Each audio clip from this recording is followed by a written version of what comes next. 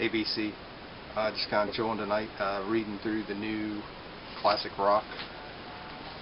Another great issue, big maiden article.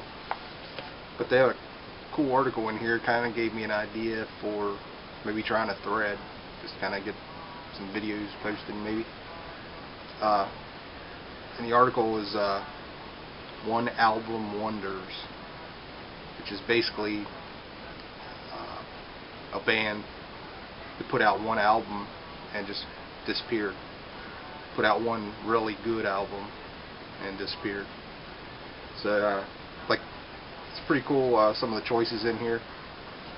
Like they went, Mother Love Bone, Apple, the Sea Hag, self-titled, Blind Faith, a little bit of everything. But it got me thinking about that, and actually a band I just kind of found sprung into my head real quick, and I think they only had one album. So I don't know, I was thinking about maybe doing a thread on this. So basically how it works is the band can only have one album and you consider it a great album, and they never released anything else. Live albums don't count, so if they did one studio album and then a live album, then that's fine. Like greatest hits, anything like that. And it could be even like a super group, got together, put out one album and was done, and that would count too. So I don't know, I thought I'd try this. I don't think I've tried to start a thread before, so see how this goes. But I don't know, maybe shoot a video, pick an album, and see how it goes. I actually picked a couple here, and these are new ones I've picked up here lately and just kind of come to my head as I was reading the article. The first one is Pianosaurus, Groovy Neighborhood. These guys were great. It's a band out of New York, I believe. I've had a burn of this album for years, and finally found the vinyl. But their deal was they played toy instruments, and this is great. I mean, you can see on the cover here, it's like a Muppets drum set, plastic guitars, a little baby piano,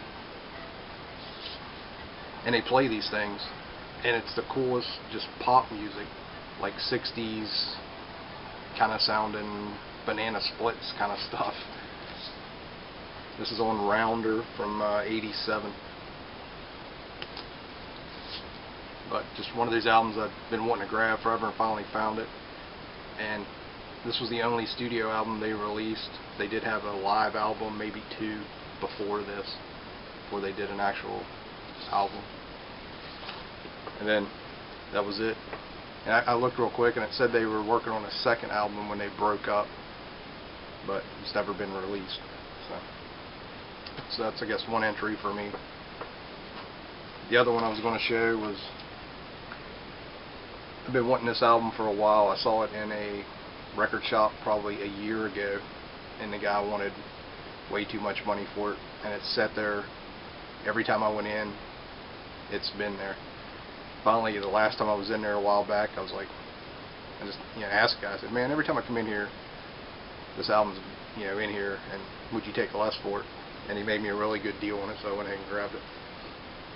But the band is it's a metal band from Canada called Sacred Blade,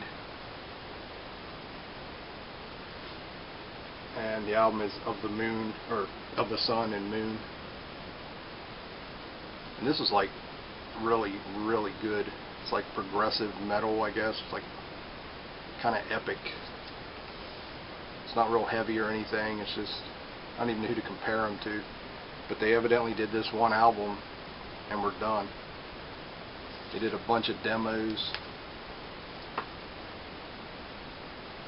and it's very sci-fi oriented, I guess. Like you can see it in the woods, and it's like some kind of a spaceship, and all the guys scattered throughout. I don't know if it's like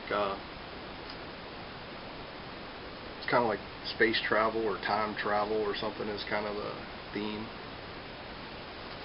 This is on Black Dragon. It's a French label. These guys were from Vancouver. This kind of blew me away. At times it has a little bit, it reminded me a little bit of Ghost, the new band. But sad they only did one album and we're done. But anyways, like I said, I just thought I would try this, and if you can think anything, shoot a video, toss it up here. Love to see some. Alright, thanks for watching.